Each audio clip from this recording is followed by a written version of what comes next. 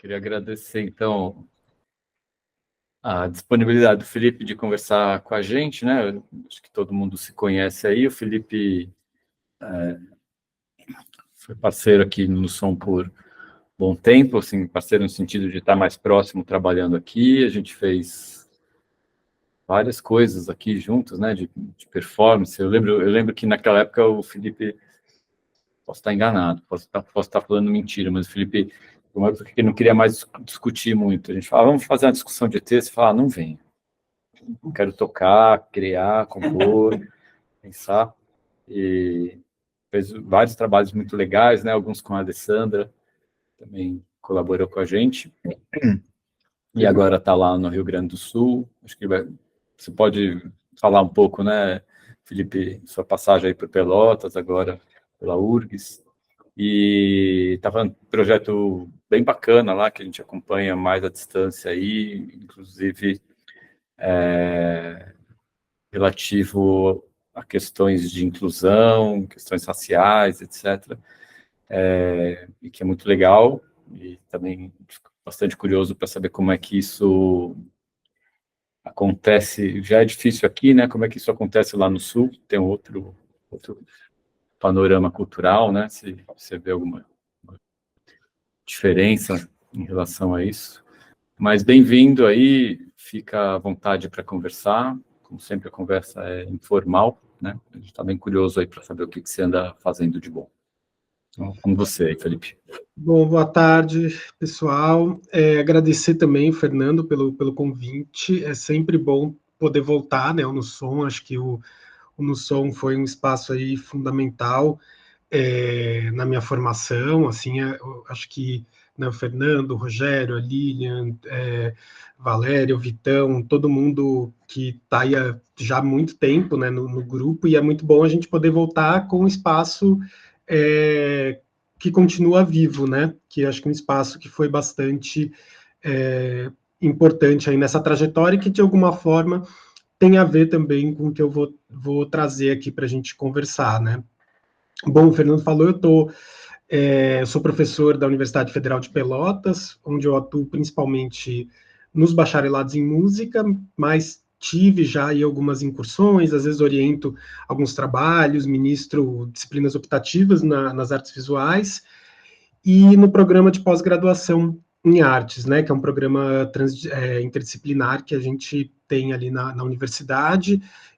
A gente está agora abrindo também o doutorado, né, antes ele era só mestrado, e eu tenho atuado principalmente ali debatendo, né, questões que envolvem a racialidade no campo da arte, né. E eu fiquei pensando muito, né, o que trazer para a gente conversar aqui. Não queria fazer uma fala muito burocrática, assim, né, uma coisa muito institucional. A gente até tinha uma piada com o Fernando, quando ele ia fazer falas do Nussom, que ele tinha um PowerPoint do Nussom. Aí eu, na hora, lembrei dessa piada, não sei se o PowerPoint ainda existe, né, talvez ainda exista, mas queria que fosse uma coisa também mais dialogada, para a gente pensar também possibilidades de conexões com o que vocês têm feito aí e com o trabalho em geral do Nussom. Então, por isso que aí eu optei também por fazer uma apresentação que vocês podem acessar, eu botei o link aí no chat, e também dá para acessar por esse QR Code, que tem algum material ali que a gente produziu por aqui no âmbito dessas pesquisas que eu vou comentar um pouco aqui, né? E outra questão também, eu não queria falar de algo que fosse muito pessoal meu, porque justamente acho que nesses 5 anos que eu estou dentro da UFPEL, cada vez mais o que me interessa é esse trabalho colaborativo, né, com os estudantes principalmente, mas também com uma série de pessoas que vêm colaborando, vêm sendo super interlocutores, né, o Rômulo que tá aqui, a Rosa Couto, o Marcos Carassati, pessoas que de alguma forma estão presentes nesses trabalhos, ou de forma mais institucional ou não, ou como interlocução, né? E também vou focar minha fala muito nessa experiência a partir da universidade, né? Eu acho que é o que tem me mobilizado nesses 5 anos, tanto no sentido intelectual quanto no sentido artístico, e de como que a gente, acho que é importante, né, quando a gente está nesse espaço da própria universidade, dos grupos de pesquisa, dos núcleos, a gente conseguir debater e fazer uma autocrítica sobre esses espaços, né? Então, minha fala vai um pouco nesse sentido, né? E aí, só para a gente ter a parte institucional, né? Aqui tem umas informações do meu projeto atual de pesquisa que eu estou encerrando agora, que chama Som, Racialidade e Território, Perspectivas Afrodiaspóricas. É um projeto que é vinculado a um grupo de pesquisa que eu articulo aqui com o pessoal, né? Que chama o grupo de pesquisas de pesquisa em epistemologias contra-hegemônicas no campo da arte. Antes ele chamava Corpo, Imagem e Som, mudou agora, não sei qual vai ser o próximo nome. E é um projeto que ele foi financiado pela FAPERGS, numa categoria de financiamento que chama Auxílio Recém-Doutor. E aí eu vou ampliar um pouco aqui, mas então, foi financiado nessa categoria recém-doutor e também num outro edital que era das agências nacionais de fomento à pesquisa para fazer parcerias com grupos de pesquisa fora do Brasil. Então, eu tive também aí uma possibilidade de fazer um trabalho na Universidade de Coimbra no ano passado. E, assim, essa pesquisa ela tem um recorte, como, né, a gente acaba formalizando as coisas, a gente precisa recortar um pouco, e ela tem como ponto central, assim, pensar o papel do som e da música dentro dos espaços de reorganização social e política da diáspora africana no Brasil, né? E também, né, esse é um eixo do projeto, pensar como que as relações raciais, né, como que os processos de racialização vão estar presentes também na nossa escuta, né, seja no contexto musical ou em outros contextos do racismo linguístico, de proibições a práticas culturais, né, pensando isso tanto no contexto, né, historiográfico quanto em questões recentes, né, por exemplo, a gente teve, né, na prefeitura do Fernando Haddad a proibição dos pancadões, né, e como que, de alguma forma, esse tipo de proibição, ele age quase que como um aspecto metonímico, né, das relações raciais, né? A gente está falando de uma prática cultural, mas, na verdade, a ideia é perseguir, né, os sujeitos, né, racializados. Então, mais ou menos esse é o recorte do projeto. Enfim, tem uma equipe que tem tanto pessoas que colaboram, como eu falei, né, o Marcos Caracati, a Rosa, estão aqui, a Larissa Macedo, que é professora da Belas Artes de São Paulo, que a gente está editando um livro. Então, tem muitos parceiros que, às vezes, a gente faz coisas mais pontuais, e os orientandos, as orientandas de iniciação científica, mestrado, que eu tenho orientado aqui. E também ele tem uma parceria com espaços externos da universidade, né, com o AfroSul Odomodê, que é um espaço de cultura afro aqui da cidade, que eu já vou falar mais para o final um pouco como que se deu essa parceria. Mas aqui eu deixo depois, assim, para quem tiver interesse pode acessar ali, eu não vou falar muito desse projeto em si, e aqui a gente tem alguns resultados desse projeto, né, algumas publicações, tem aqui algumas falas que a gente fez, tem o Rômulo, que está aqui com a gente também, que fez uma fala ali no grupo, o Marco, a Rosa, a Janaína Machado, a Afroju Rodrigues. A gente também fez algumas ações abertas à comunidade. Então, a gente tem uma sala de cinema da universidade, e a gente passou alguns filmes da Luísa Ganibal, que é uma pesquisadora que está hoje no Rio de Janeiro, e que tem aqui ficou mais nítido, e que ela tem um trabalho de filmes etnográficos que ela fez principalmente no Zimbábue e na Tanzânia. Então, a gente teve a oportunidade de fazer, né, a gente foi parte de uma colaboração que um colega, o Leandro Maia, tinha com a Bafspa. A gente fez esse seminário com 2 artistas do Zimbábue, e logo na sequência fizemos essa sessão, e uma sessão com um debate aberto, né, com os alunos também, para falar um pouco de como que essas musicalidades africanas estavam ou não representadas dentro dos projetos pedagógicos do curso e dentro das vivências dos estudantes também dentro da universidade, né? E isso era aberto para a comunidade inteira. Nesse sentido, também a gente fez uma outra exibição que eu acabei esquecendo de colocar aqui. Tudo isso tem link, gente, depois vocês podem acessar, que também a gente fez uma ação com o cineasta, o Everton Maciel, que ele é nosso técnico de audiovisual do Centro de Artes, ele fez um trabalho sobre os clubes negros, né, de Pelotas. Então, a gente fez uma exibição e convidamos as diretorias, né, dos clubes para uma conversa também, para falar um pouco desse papel fundamental dos clubes negros na cultura aqui no Rio Grande do Sul, né? Tanto Pelotas quanto Porto Alegre tem clubes centenários, né? O Floresta Aurora, nesse caso que eu estou comentando não é o Chove Mais Memória, agora esqueci, o Fica Aí para Ir Dizendo, né? São clubes sociais no qual as pessoas faziam eventos e muitos deles estão relacionados também com cordões de carnaval, com escolas de samba da cidade, então tem um papel muito importante na manutenção no propulsionamento também da cultura negra nessas cidades, né? E também a gente tem cada vez mais trazido debates sobre os estudos do hip hop, e aqui é um debate com a Daniela Vieira, que é professora da UEL, que está agora encabeçando, junto com a Jaqueline Santos, uma coleção sobre estudos de hip-hop que está saindo pela Perspectiva, né? Acho que agora saiu o livro da Trisha Rose, né, o Barulho de Preto, e agora vai sair um livro, uma coletânea de trabalhos sobre os Racionais MCs, e a Daniela foi falar um pouco do trabalho dela sobre o Emicida, foi bem, bem interessante.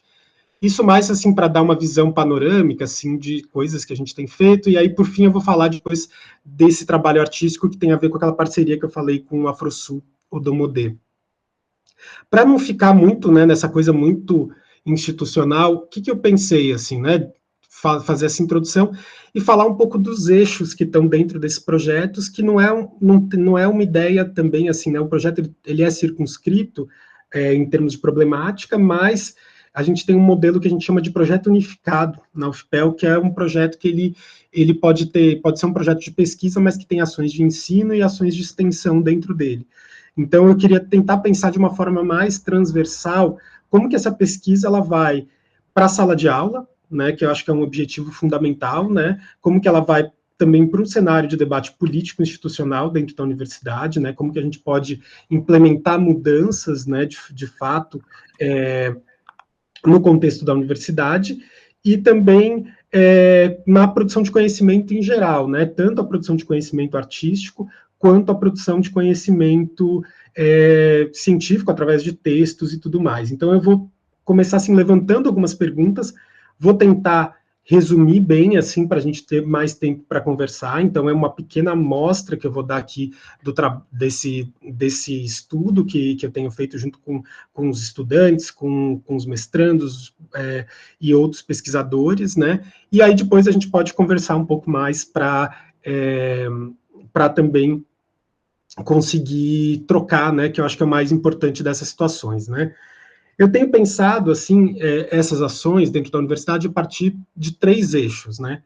O primeiro é a elaboração de estratégias de enfrentamento ao supremacismo branco, o eurocentrismo, né, na produção de conhecimento no campo da música e das artes em geral. Eu já vou, né, vai ser o primeiro eixo que eu vou falar.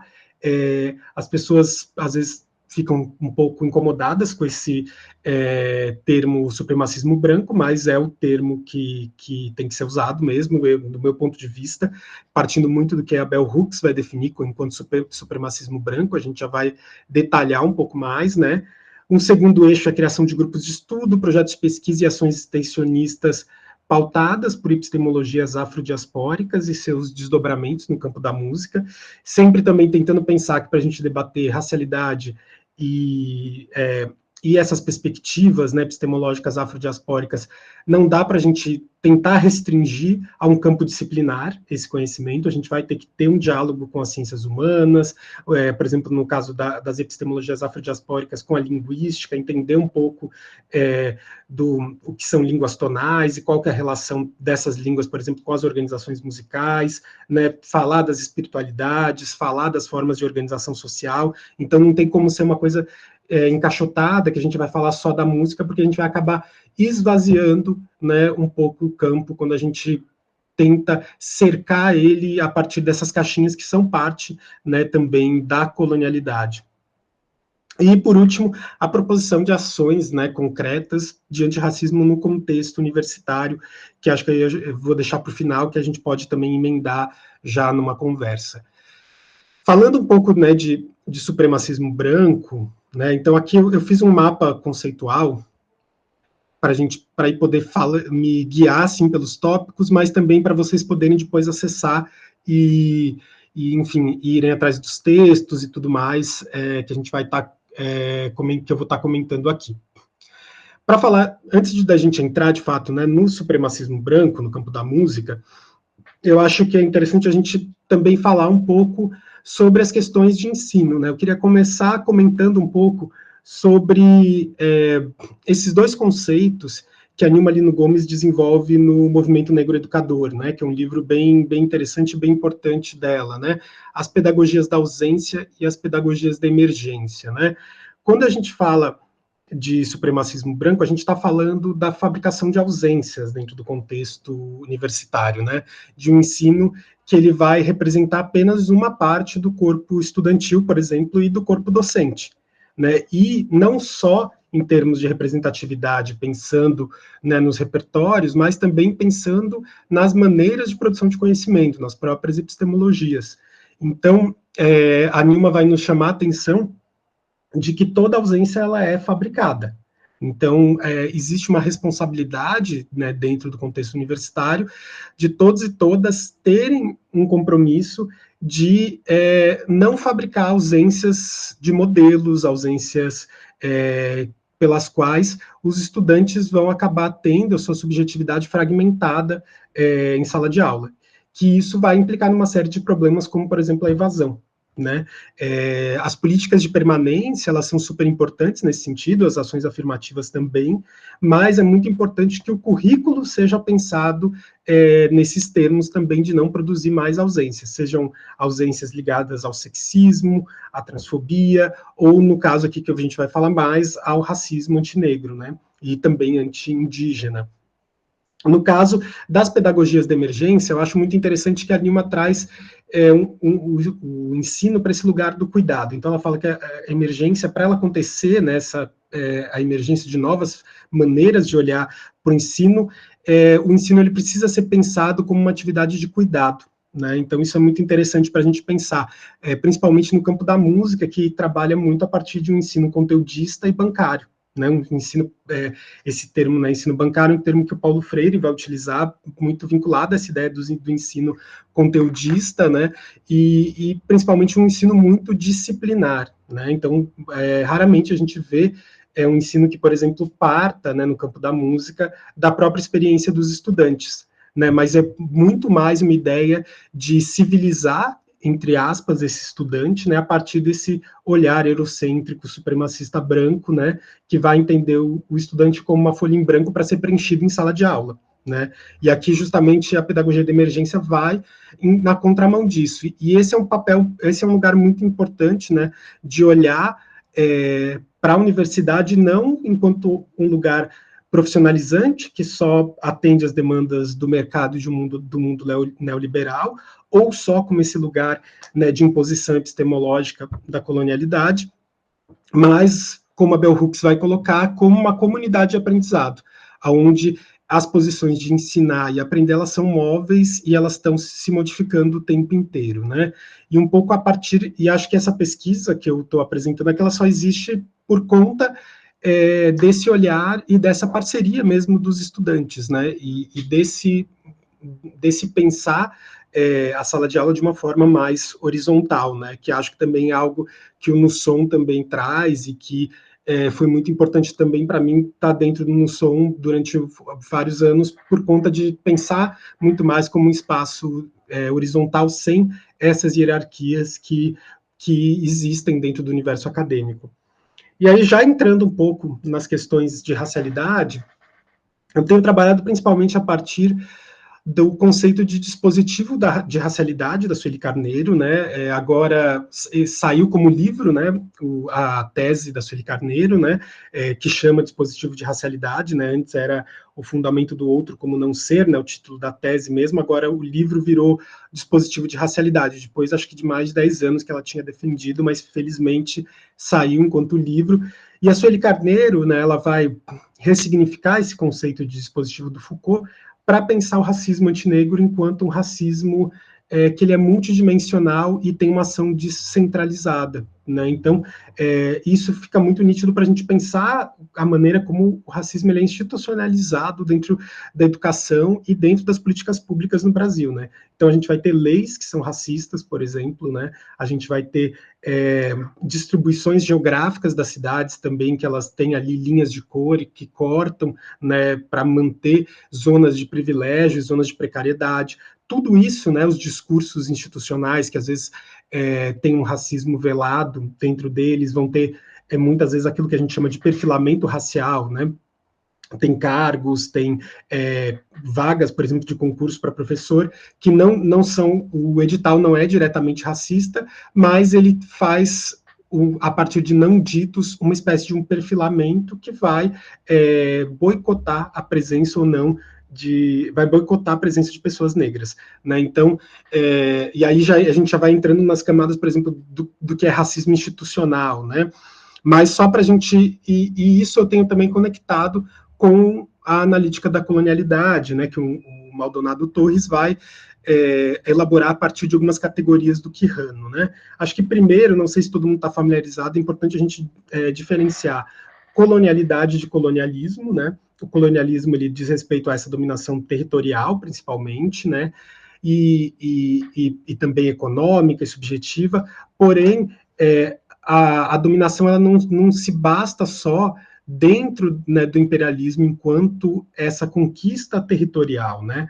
Ela vai ter uma série de desmembramentos que mesmo quando não é oficial o imperialismo, né, ele vai se dar uma continuidade, né? Então isso que seria a colonialidade. Por exemplo, nesse caso do Maldonado Torres, ele vai falar de 3 níveis, né? Colonialidade do ser, do poder e do saber, né? A colonialidade do poder é isso que eu estava falando, por exemplo, as leis que são leis que têm ali um viés racista, por exemplo, a lei de imigração no Brasil, que vai exigir que imigrantes que venham da Ásia e da África, uma lei ali do início do século XX, precisassem de autorização expressa do Congresso. E a própria lei diz que a imigração ela tem que manter a característica europeia da população brasileira. A lei da vadiagem, por exemplo, é outra lei, né, que tem esse viés racista, a lei de terras e tantas outras, né? Então, a colonialidade do poder ela diz respeito a esse poder institucional, principalmente, né?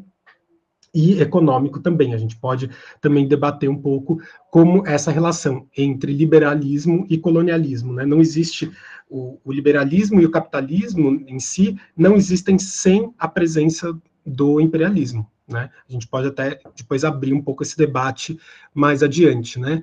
E aí a gente tem também a colonialidade do saber, que vai ser mais o meu foco aqui, que é essa colonialidade, essa maneira de atuar de forma racista, né? Colonialismo só existe por conta do racismo, na produção de saberes, né? Então a gente pode também ligar essa colonialidade do saber ao racismo epistêmico, que seria uma desvalidação de qualquer forma de conhecimento que não seja ocidental, por exemplo, né? E aí pensando que essa fabricação da ideia de ocidental, ela vem com a modernidade, lá em 1492, né, com a invasão da América. Esse é o ponto fundante da modernidade eurocêntrica ocidental.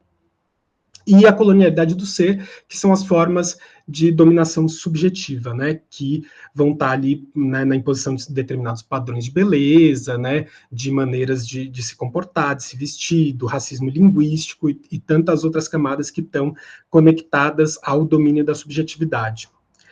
E aí, para a gente pensar como se dá no nosso campo, como que essas lógicas elas estão presentes no campo da universidade e também da produção de conhecimento, eu acho que vale muito a pena um olhar para a ideia de poder branco que está ali no livro Black Power, né, que é um livro de 2 membros do Partido dos Panteras Negras, né, o Kwame Ture e o Charles Hamilton, e eles vão...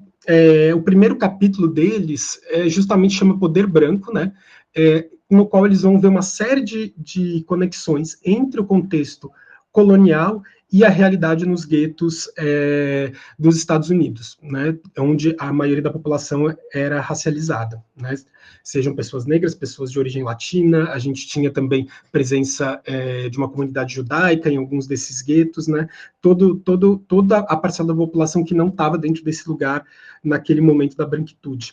E aí, eu acho que a gente pode ligar essa ideia do poder branco muito com a ideia, com o conceito de branquitude, né, que é uma posição social privilegiada para esse colonialismo e que todas as pessoas brancas desfrutam, né, e aí sempre vem aquela pergunta, mas e os brancos pobres, né, também desfrutam porque ninguém foi trazido à força, e muitos desses imigrantes que chegaram, né, que são de famílias que estão aí até hoje, imigrantes italianos, alemães, etc., eles vieram com terras, vieram com emprego garantido, e no imediato pós-abolição, né, a gente vê chegar uma quantidade de imigrantes em 10 anos que é quase a mesma quantidade de pessoas escravizadas, porque isso fazia parte do processo de branqueamento da população, e uma parte desse processo era também não dar emprego para essa população que tinha sido emancipada, né, e sim para esses europeus. Então, sim, todo branco desfruta dessa posição da branquitude. E a branquitude, como a Cida Bento vai colocar no livro dela, também é relativa a uma visão de mundo, né, que é aí que eu acho que tem a conexão com o poder branco, né, essa visão de mundo que só enxerga a sua própria imagem, uma visão narcísica, né, e que vai hipervalorizar todo aquele capital cultural produzido pela população branca. E se a branquitude ela é uma visão de mundo, ela também tem uma perspectiva estética, né, algo que eu tenho chamado de perspectiva estética da colonialidade. Então, ela vai também, de alguma forma, moldar as nossas possibilidades de ver, de escutar. E aí que eu trago também, dentro dessa pesquisa, o conceito de linha de cor sônica, né, da Jennifer Lynn Stover. Esse conceito de linha de cor, ele é um conceito do Du Bois, né? O Du Bois, o intelectual, né, estadunidense, W.E. Du Bois, ele vai falar isso para descrever também essa realidade dos guetos e como que ele enxergava, nessa divisão do espaço das cidades, essa linha de cor, que de um lado tinham as pessoas que tinham tudo minado ali, né, desde saneamento básico, condição de moradia, e do outro as pessoas que viviam sob esses privilégios, né, e obviamente a gente tinha um recorte de cor, né, as pessoas que eram racializadas estavam de um lado e as pessoas brancas de outro. E aí a Jennifer Lynn Stover vai trazer isso para pensar o som, ela vai pensar muito isso com a linguagem, mas a gente também pode pensar isso com as categorias de gramáticas musicais, né? Por exemplo, pensar a imposição do temperamento igual, né? O temperamento igual, ele vai ser amplamente imposto pelas missões jesuíticas, tanto no Brasil quanto depois no século XIX no continente africano. Tanto que a gente vai ver, por exemplo, na nossa história da diáspora no Brasil, instrumentos musicais harmônicos e melódicos de origem africana, eles vão sumindo pouco a pouco, né? E aí eu tenho relacionado muito também a esse lugar da imposição do temperamento igual, porque esses instrumentos não estavam dentro daqueles sistemas de afinação, obviamente, e pouco a pouco eles, pela violência do colonialismo, mesmo as expressões, né, que são afrodiaspóricas, elas acabam entrando, né, nesse temperamento, como uma forma de sobrevivência, esses instrumentos acabam sendo colocados de lado. Obviamente, não é um processo passivo, né? Há sempre uma forma de resistência, sempre houve, né? E também formas de burlar esse sistema, por exemplo, utilizando distorção, modificando os timbres dos instrumentos, que a gente pode trazer isso mais adiante. E para a gente pensar, né, para fechar um pouco alguns desses conceitos, como eu acabei de falar, o temperamento igual, mas as formas, por exemplo, de divisão de vozes, em soprano, alto, tenor, e etc., a própria preeminência do ensino de harmonia tonal, de contraponto modal por espécie, né, todas essas coisas que parecem que são muito universais, mas obviamente não são, né, elas também fazem parte do supremacismo branco, né, dentro da teoria musical. O Philip Ewell, ele vai tratar muito desse tema, né? Ele acho que fez uma palestra na Unirio, acho que alguns anos atrás, que foi bem interessante, e ele tem publicado muito isso para apontar como que esse campo da teoria musical, ele é completamente eurocêntrico e completamente branco, né? Como que ele não olha para outras experiências musicais, mesmo que a gente esteja falando de uma experiência muito pequena em termos globais, né? Quando a gente vai olhar, uma menor parte das músicas produzidas no mundo inteiro são músicas organizadas a partir dessas ideias do classicismo, né? Do repertório clássico romântico tonal. A maioria das músicas do mundo são músicas modais, a gente poderia dizer, né? E muitas não estão dentro do temperamento igual, mas mesmo assim, um estudante de graduação em música, ele vai passar 3, 4 anos bombardeado com esse repertório clássico romântico de músicas litúrgicas, músicas de corte europeias, que são organizadas a partir de lógicas muito específicas. E ainda quando a gente fala europeias, a gente está falando de 4 ou 5 países, nem da Europa como um todo. Só para fechar aqui, aí a gente pode também, vocês podem me interrompendo, porque eu tenho uma tendência a falar muito, muito rápido, como vocês já perceberam. Eu queria só falar de 2 questões, assim, só para fechar um pouco essa questão do supremacismo branco. A primeira delas, né, pensar o eurocentrismo, é importante pensar principalmente a partir do campo da história social, né? Esses diagramas são diagramas do Henrique Dussel. O Henrique Dussel faz parte do grupo Modernidade e Colonialidade, e ele vai apontar, né, um fator que é fundamental para a gente compreender essa manipulação histórica supremacista branca, que é o falseamento da história. Existe uma ideia, uma sequência ideológica que ele vai apontar, que é esse primeiro quadro, de uma ideia de que tudo que havia antes do mundo clássico grego era a pré-história, né? Então era um bando de bárbaros incivilizados, né? E até surgiu o mundo grego, e esse mundo grego ele deriva diretamente para o mundo cristão medieval e para o mundo europeu moderno, né? E, de fato, isso não é verdade, né? Antes do mundo grego já existiam várias outras sociedades extremamente desenvolvidas, como a própria sociedade do Kemet, do Egito Antigo, no qual grande parte desse mundo grego vai beber, né? O próprio Pitágoras, que tem uma importância aí para a teoria musical ocidental, ele estudou no Kemet, né? Então, o grande centro assim, cultural que vai trazer de novo como centro do conhecimento esse mundo grego clássico é o mundo islâmico, não é o mundo cristão medieval, né? E então existe todo um falseamento da história para corresponder a essas ideias. Esse falseamento acontece principalmente a partir do século XVIII. A gente tem, por exemplo, Hegel, é um dos grandes expoentes desse tipo de manipulação. Ele tem aquele livro, né, sobre filosofia da história, apesar dele não ser historiador, em que ele vai falar que a Europa ela seria, né, ele vai comparar com idades humanas, né? Então a Europa seria o adulto, né, em pleno desenvolvimento, conectado com outras partes do mundo, e ele vai colocar o continente africano como sendo uma espécie de uma infância, né, dessa evolução histórica, porque ele estaria isolado de outros povos e tudo mais. E isso é mentira. Se a gente olha aqui, por exemplo, esse segundo diagrama já complexifica um pouco essa ideia do mundo grego, né? O mundo grego, obviamente, muito em contato com a Ásia e a África, né? E a gente tem vários impérios africanos medievais, como o Império do Mali, por exemplo, que são impérios que têm toda uma conexão ali com a região do Maghreb, na borda do Saara, que vai até a Ásia, né? O próprio Kemet, o Egito, vai ter conexões com a Ásia, a Grécia vai ter conexões com a Ásia também.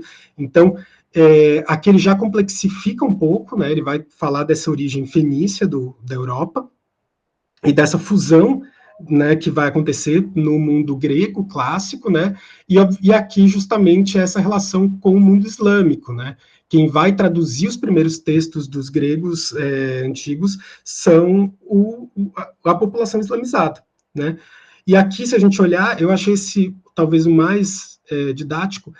A gente começa a olhar aqui, né, então a gente tem o mundo turco-muçulmano, que vai ser muito central, né, que vai se estender até a Península Ibérica, no Al-Ándalus, né, vamos lembrar que a Península Ibérica foi islamizada por 700 anos, e não sei se vocês já ouviram falar do Ziriab. O Ziriab é um músico que ele vem de Bagdá para atuar ali no Al-Ándalus, né? Era um músico negro, pelo que tudo indica na historiografia, provavelmente de origem norte-africana, e ele funda uma das primeiras escolas de música da Europa. E ali ele vai revolucionar, por exemplo, o ensino do alaúde árabe, né, o canto e várias outras questões, né? E aí tudo isso para dizer que a Europa, na verdade, estava isolada até a modernidade, até, por exemplo, o primeiro impulso genocida da cristandade, que foram as cruzadas, né? Então, existe toda uma tentativa de turvar essa história para colocar a Europa no centro, enquanto ela não era. Eu deixei aqui também um vídeo aqui que fala sobre a questão do mito das estátuas brancas da Grécia, né? É um vídeo bem interessante, principalmente porque ali no final ele vai falar sobre o Goethe, que é outra pessoa que vai também atuar em prol desse falseamento da história, né? O Goethe, na época dele o escritor, o Goethe, né? Eu não sei falar com sotaque alemão, né? Me desculpem, mas ele, que as pessoas aqui falam, às vezes Goethe, né? Com sotaque alemão, ele vai ter contato com as descobertas arqueológicas que mostram que as estátuas gregas eram brancas, mas mesmo assim ele faz a teoria das cores dele, falando que só crianças e povos incivilizados utilizavam, por exemplo, vestimentas coloridas. Né? Tem coisas desse tipo ali, então ele vai também ajudar, né, dentro dessa construção de alguns mitos que, na verdade, não sobrevivem às evidências científicas, né, e são muitas vezes opiniões de figuras que são canonizadas dentro dessa cultura eurocêntrica. E o que isso tem a ver com a música? Né? Então, tem tudo a ver, porque se a gente, aqui são algumas pesquisas que eu acho que são fundamentais para a gente entender, né? Eu falei muito desse lugar também do racismo enquanto uma política institucional no Brasil, né? O racismo, ele é institucionalizado e isso tem uma história, né? Para a gente combater esse supremacismo branco, é extremamente importante que a gente conheça essa história, né? Então, se a gente, vou falar rapidamente assim de algumas pesquisas que acho que são interessantes para a gente problematizar um pouco esse cânone histórico, né? Esse primeiro livro aqui é um livro sobre a França Antártica, que era o nome que a Baía de Guanabara tinha quando os franceses foi dado pelos franceses quando eles invadiram a Baía de Guanabara. Dentro desse livro tem um texto do Paulo Castanha que vai falar muito, né, do uso da música enquanto uma ferramenta colonial pelos jesuítas, né? Como assim, né? Os jesuítas, eles vinham impondo uma série de coisas para a população dos povos originários, né? As vestimentas ocidentais, o próprio cristianismo e a música também. E um fator muito importante que a gente tem que levar em conta é que os jesuítas, eles não faziam música no contexto europeu. Eles tinham que se concentrar nas ações da confissão, todas as ações eclesiásticas, mas quando eles estavam nas colônias, eles poderiam fazer música. Então a música, ela vira uma espécie de uma ferramenta de doutrinação junto com as outras ferramentas do cristianismo que eles vão aplicar ali, né, da cristandade, melhor que cristianismo. Então tem um livro bem interessante, um texto bem interessante do Paulo Castanha, que ele vai falando como que se dá esse discurso por parte, principalmente dos jesuítas, sobre a música dos povos originários, e em grande parte existe um impulso de tentar eliminar, né, tentar acabar com essa música e substituir pelos cantos litúrgicos europeus. Isso vai se seguindo, né, até eles fundarem, né, os jesuítas, a Fazenda Santa Cruz, no Rio de Janeiro. Esse é um estudo bem legal do Antônio Carlos dos Santos, que ele vai falar das pessoas escravizadas, né, dentro dessa fazenda, né, que era a Fazenda Imperial, que chegou a ter 2.000 pessoas escravizadas, né. Então, quando a gente vê a novelinha da Globo falando que o Dom Pedro era abolicionista, a gente só lembrar que ele tinha 2.000 pessoas escravizadas ali, né, como funcionários do Estado brasileiro, né, assim, por assim dizer, né, funcionários entre aspas, mas para a gente ver como que isso estava introjetado ali dentro daquela lógica. E nesse livro ele vai fazer uma análise documental sobre essas pessoas escravizadas e como se davam essas práticas musicais, e ali dentro, então, funcionava uma escola de música dentro dessa fazenda, que foi fundada pelo padre José Maurício Nunes Garcia, e que vai ser um lugar de educação musical para esses ocidental, para esses escravizados, que posteriormente vão ser alugados para participar de cerimônias ou em grandes fazendas ou na própria cerimônias da corte, né, que vão acontecer. Então havia já esse lugar de a partir dessa educação musical ocidental, buscar também aculturar e não permitir também as manifestações musicais afrodiaspóricas. Isso não é uma coisa só do Império, isso que é importante a gente entender, né? Ainda dentro desse contexto do Império, isso aqui é um documento de fundação do Conservatório do Rio de Janeiro, do Conservatório Imperial, né, o primeiro conservatório brasileiro, né? E aí aqui a gente vai ver, vou só ler esse trechinho para vocês verem, que acho que dá um pouco do tom de que música era feita, que música era valorizada aqui, né, nesse momento. E aí ele vai colocar, sempre tem uma coisa meio moral nesses documentos, né, que a música elevaria a moral. A gente vê que não é muito diferente de alguns discursos que a gente escuta hoje, inclusive em projetos sociais, né, de que a música ela seria algo que melhoraria a moral das pessoas. E ainda existe esse tipo de discurso que é bastante complicado. Ele vai dizer o seguinte: e por isso que os governos das nações mais cultas, reconhecendo a benéfica influência da música, têm promovido o desenvolvimento e cultura deste meio civilizador, né, veja só os termos utilizados, e estabelecido institutos e conservatórios tendentes a popularizar o seu estudo, né, o estudo da música, uniformizando o seu ensino e facilitando a todas as classes da sociedade. E tanto tem se pretendido vulgarizar e promover por todos os meios o ensino e exercício desta arte encantadora, que países como a França e a Alemanha, onde ela constitui um estudo obrigatório anexado ao magistério da instrução primária. Então, eram esses países que vão servir de base, né, para essa construção, né, dessas instituições musicais no Brasil. Algo que a gente vê até hoje ainda uma grande valorização, né, da música produzida por esses países, né.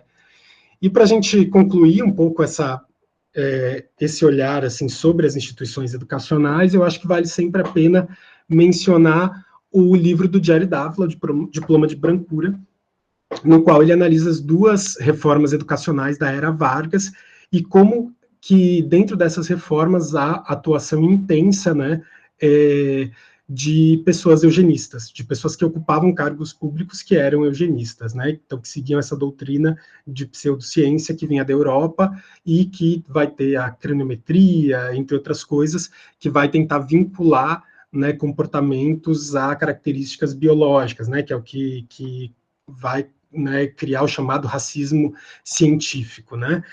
E aí é muito interessante que tem uma parte do livro dedicada ao Heitor Villa-Lobos, que foi uma espécie de ministro da cultura do Vargas, e que vai instituir o canto orfeônico, né, como um método de ensino de música. O Villa-Lobos ele tem um papel fundamental, né, nesse campo da eugenia na música, porque ele vai operar, por um lado, a folclorização das manifestações musicais dos povos originários e afrodiaspóricos, né, então, esvaziando elas de sentido espiritual, sentido político, né? Isso que eu estou chamando aqui de folclorização, vai formar grupos financiados pelo Estado e vai buscar, dentro dessas instituições de música, uma ideia que o Jerry Dávila fala que é uma lógica temporal, né, do racismo no Brasil, né? Então, eles vão sempre colocar os povos originários e as populações africanas como algo do passado no Brasil. E que para o Brasil, né, progredir, essa cultura tem que ser folclorizada, entendida como algo que ficou ali no passado, parado no tempo, e a gente tem que buscar na Europa, né, esse olhar, né, de progresso. Né? Então a gente tem que se espelhar na Europa, inclusive nos termos musicais, para criar essa cultura brasileira que seria mais evoluída e tudo mais. Né? Isso que vai balizar muito essa ideia de modernidade no Brasil, né, que está ali muito no centro, né, desse discurso nacionalista do Vargas, né, e o Villa-Lobos vai se alinhar muito com esses ideais, né, e tem muitas falas que o Jerry Dávila traz dele no livro em que ele expressa esse olhar, né, e aí a gente tem todo, né, uma tensão com a figura que foi vendida do Villa-Lobos, né, como alguém que ia atrás dessas culturas, mas a gente tem que pensar de que forma que ele estava se valendo dessa apropriação cultural dessas musicalidades, né?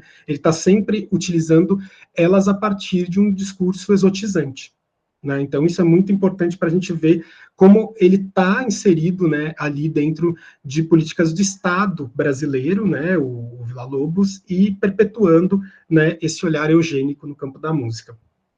E para concluir essa parte mais sobre supremacismo branco, eu acho que vale a pena muito, eu deixei aqui um podcast do Sound Expertise, é um podcast bem legal, tem vários episódios muito bons, e esse episódio é com o David Hunter, que vai falar sobre a participação do Handel, o cara que compôs lá o Messias, no tráfico escravagista.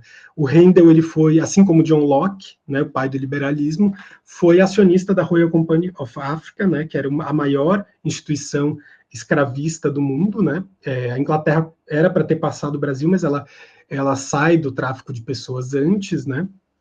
Mas é uma nação que se construiu muito com isso, e também ele vai falar dos mecenas da Inglaterra e da Itália, qual que era a ligação desses mecenas, né, com o tráfico escravagista, e como que essa estrutura colonialista que vai permitir a construção de uma série de instituições culturais europeias, né? Então, isso mais para a gente ter uma visão geral, né, de como que a gente pode debater um pouco esse tema do supremacismo branco na música, né, como que é um problema estrutural, né, que a gente precisa enfrentar, e para isso a gente precisa conhecer profundamente todo esse arsenal intelectual que foi construído para impor essa supremacia branca eurocêntrica dentro do campo da música. Gente, se vocês quiserem, não sei, eu acho que a gente podia tentar, não sei se alguém tem questões, perguntas, antes de entrar nessa segunda parte, para eu não ficar falando sozinho.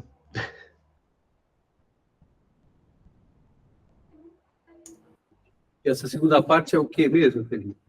Eu vou falar mais agora de como levar um outro olhar para, a partir das epistemologias afrodiaspóricas, para o ensino de música. Bom, era isso mesmo que eu estava querendo que você fizesse, então eu nem vou falar. Mas eu aproveito para perguntar se tudo isso, todas essas bibliografias, tudo isso aí que você colocou, como que a gente vai ter acesso? Você vai mandar para a gente aqui? Porque é muito legal, a gente está procurando essas coisas, e você está com uma bibliografia rica aí, várias referências muito legais, e seria legal que você disponibilizasse aí. Não sei se esse não é exatamente um PowerPoint, o que é essa apresentação aí para nós. Eu vou passar o Pix, aí a gente... Tô brincando. Não, eu posso selecionar, são vários textos, né, assim, que vão debater isso, e muitas dessas conexões também com o campo da música sou eu que estou fazendo, né, assim, também, porque a gente tem, assim, no campo da música, muito menos bibliografia. Felizmente, a gente tem esse livro que eu falei do Antônio Carlos Santos, o texto do Paulo Castanha, mas ainda são coisas bem pontuais que vão relacionar com o campo da música, mas eu posso, sim, depois posso fazer uma pasta no Drive com esses textos e mando para vocês. Legal. O Felipe, ele já mandou ali, né, o link da apresentação. Ah, tá. Então é que eu não estou conseguindo abrir aqui. Então... O que eu vou sugerir é que... bom, isso fica gravado, né, quando a gente está gravando a sessão, mas... depois você puder elaborar um documento, Felipe, não sei se o Drive, mas só com as referências bibliográficas, alguma coisa assim, e a gente insere junto com a página lá do No Som, onde está anunciado a sua fala, né? Uhum. Adiciona essas referências, porque daí fica fácil da gente localizar, né? Daqui 6 meses, um ano, a gente quiser olhar isso, está lá registrado. Não, pode deixar, eu coloco essas referências, sim. Tá bom. Então, seguimos? Por mim, sim. Bom, com essa uma ressalva, essa referência de que você fala bastante, né? E a gente tem um concerto hoje, só para a gente garantir que sobre tempo para a gente conversar depois. Maravilha. Não, eu vou tentar dar uma resumida também, assim, pulando algumas coisas.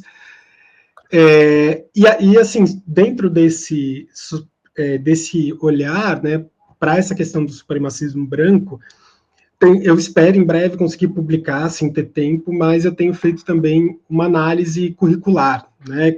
Eu fui coordenador de curso, acho que eu comentei no início, e aí a gente começa a ter uma ideia disso na prática, né? Quando a gente olha, por exemplo, a ementa de uma aula de história da música, pegar o caso mais bizarro, normalmente é o de história da música do Brasil, que o ponto inicial seria a invasão portuguesa e a chegada dos missionários jesuítas, né? Que vão, né, culminar nesse genocídio que a gente vai ter das populações indígenas. Então, esse olhar tem sido bem importante, né, de entender como que tudo isso que eu estou colocando aqui, ainda de uma forma muito rápida, está presente ainda nos planos, nos projetos curriculares, né, das universidades. E não é uma coisa de uma ou outra, são todas as universidades que partem desse lugar. A gente vai ter melhoras pontuais em um ou em outro, mas a gente vê que isso é generalizado. E esse debate ele está começando a acontecer com mais frequência, né? A gente teve a Juilliard fez um post que precisaria se modernizar. Depois da fala do Felipe Ewell na Unirio, também, né, houve um pronunciamento, né, das pessoas, né, dos professores falando que vão rever o currículo e tudo mais. Mas a gente já tem 20 anos da Lei 10.639, né, que coloca como obrigatória o ensino de cultura e história afro-brasileira, dos afro-brasileiros e da África, né? Porém, essa lei ela não acontece. Saiu uma pesquisa recentemente, né? Na lei tá lá só ensino médio e fundamental, porém, nas diretrizes a gente vê muito mencionada a universidade.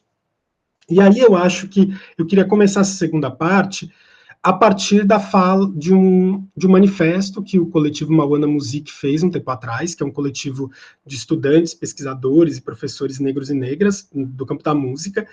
E o primeiro tópico de reivindicação deles nesse manifesto, eu acho que resume bem a tarefa que precisa ser realizada por todos, né?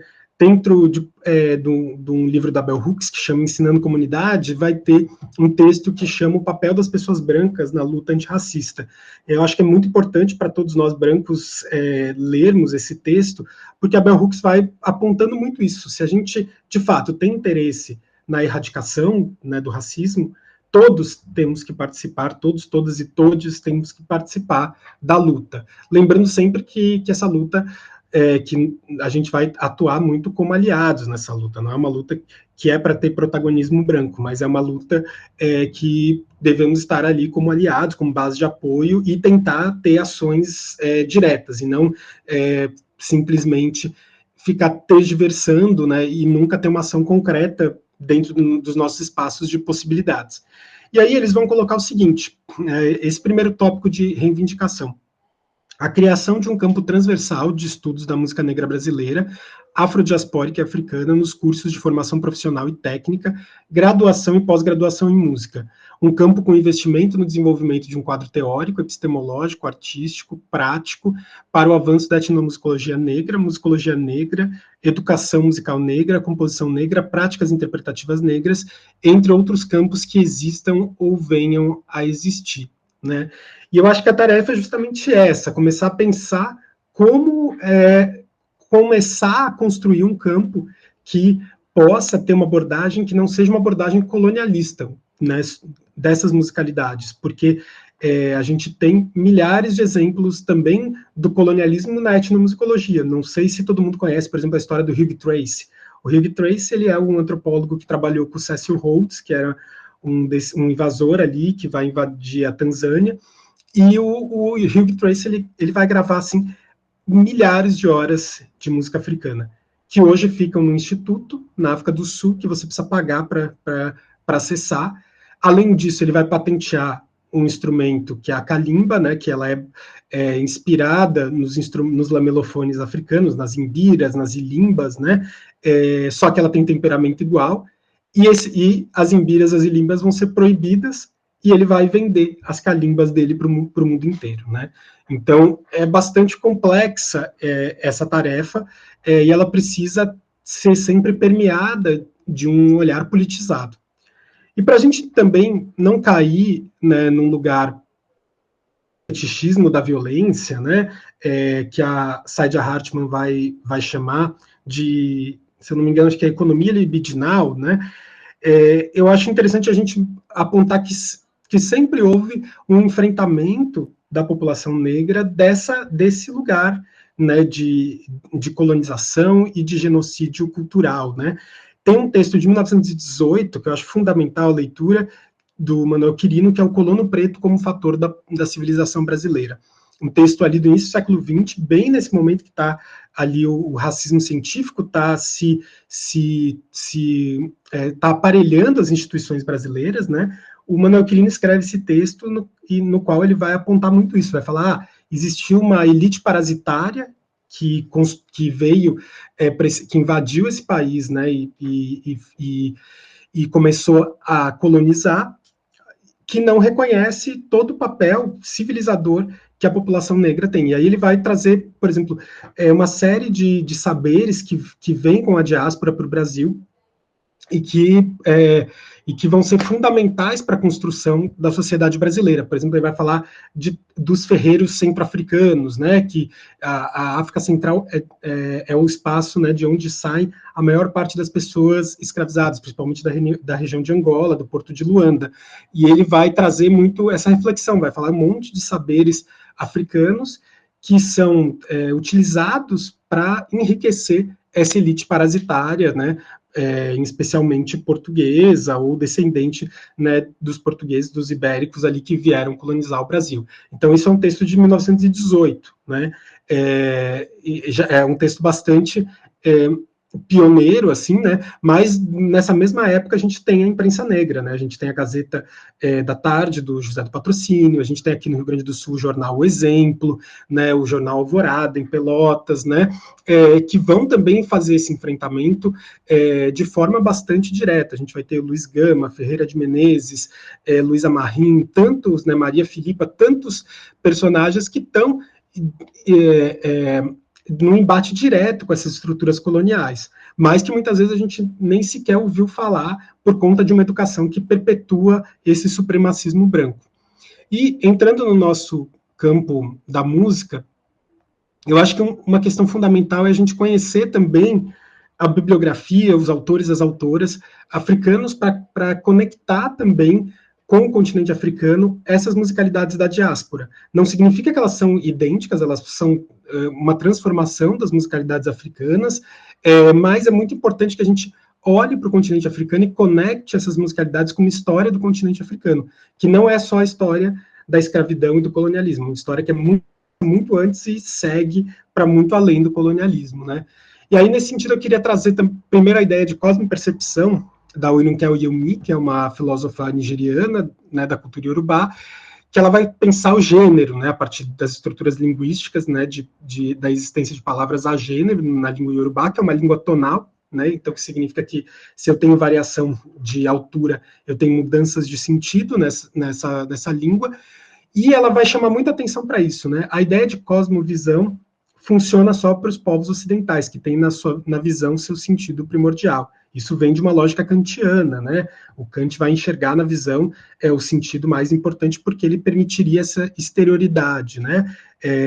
E a Oyinkan vai falar, porém, outros povos, e no caso que ela está se referindo especificamente aos povos iorubá, outros sentidos são primordiais. Por exemplo, a própria escuta pode ser um sentido que é mais importante do que a própria visão. E tem um trechinho de um documentário, por exemplo, sobre o Reino do Congo, aí já outra região da África, que a primeira frase, né, mostra muito bem isso, né? Chega o pessoal que é angolano, que vai fazer esse filme sobre o antigo Reino do Congo, e vão saudar os ancestrais, né? Vão saudar os reis do Reino do Congo, e a primeira coisa que o sacerdote fala os nossos ancestrais, eles estão cegos, porém eles não estão surdos. Então eles podem escutar, né, o que as pessoas estão ali para dizer. Então, isso para a gente ver como a escuta, nesse caso, ela também pode ser considerada um sentido que é muito mais importante, por exemplo, do que a visão.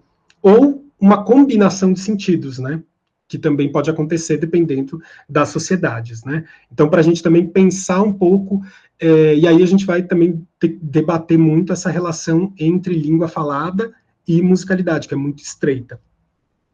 E, assim, acho que é importante, um outro trabalho que eu acho que é fundamental é o trabalho do Kofi Agavu, né, que ele é um musicólogo de Gana, E esses 2 livros são livros que são bastante importantes, assim, o Representing African Music e o The African Imagination Music. O primeiro deles, né, o Representing African Music, é mais um debate sobre as formas de tratar e de representar a música africana, né, então um debate de uma pessoa que é africana, né, de uma região específica, lembrando que a África é um continente, não um país, né, que vai trazer o ponto de vista da sua cultura, da cultura Ewe, né, mas ele vai também trazer exemplos de outras partes e sempre problematizando essas formas de representação. A questão da transcrição, né, por exemplo, ele vai falar, a ideia de que a música africana teria, né, seria um domínio essencialmente rítmico, ele vai questionar também isso, né, falando que, inclusive, não existe em praticamente nenhuma língua africana a palavra ritmo enquanto combinação de durações, né, ele vai trazer, inclusive, esse debate. E o segundo livro, que é um livro onde ele vai apontar alguns tópicos principais sobre as musicalidades africanas. Então, por exemplo, vão ter capítulos que ele vai falar da relação de algumas musicalidades, principalmente do oeste da África, com a cultura, né, com as manifestações culturais ao longo do ano, com a sazonalidade, vai falar da relação, por exemplo, com as línguas, como eu já tinha comentado anteriormente, que é fundamental para a gente entender as musicalidades afrodiaspóricas também, né?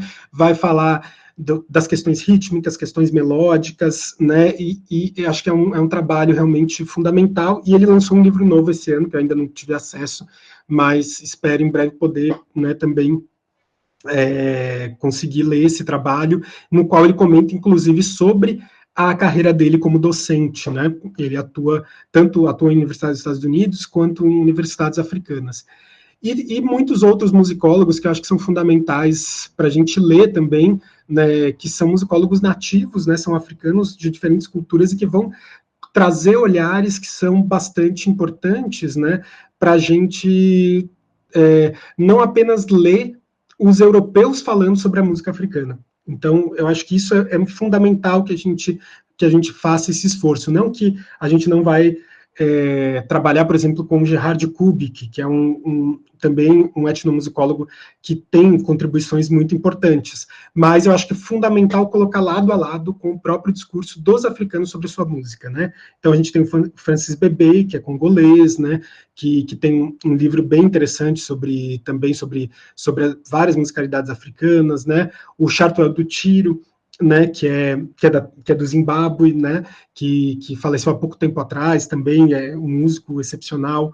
O Kazadi Mukuna, que viveu no Brasil, né, e tem o livro sobre a contribuição, né, da cultura bantu, né, nas musicalidades afrodiaspóricas brasileiras.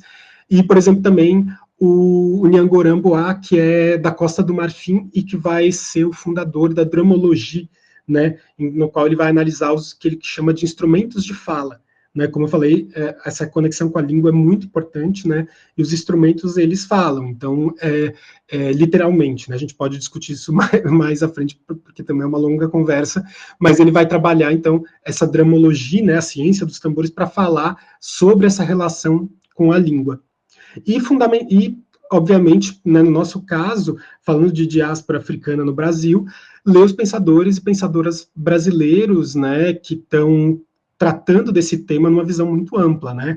Eu queria chamar muita atenção para o trabalho do Espírito Santo, que acho que alguns meses atrás recebeu o doutorado honoris causa pela UFRJ, né? E que tem um livro que acho que é fundamental a gente conhecer, que é o do Samba ao Funk do Jorjão, né? Que ele vai falar da construção, né, desse gênero musical do samba a partir também de uma conexão com o continente africano, a partir também de um olhar político sobre a formação do espaço geográfico do Rio de Janeiro, né, como que isso vai acontecendo, né, sobre as apropriações culturais, por exemplo, no caso da Bossa Nova, né, que vão se apropriar de musicalidades negras e escantear as pessoas negras que faziam uma música muito parecida, né, e que vão cada vez mais tornar essa música afrodiaspórica palatável para um público de classe média, branca, né?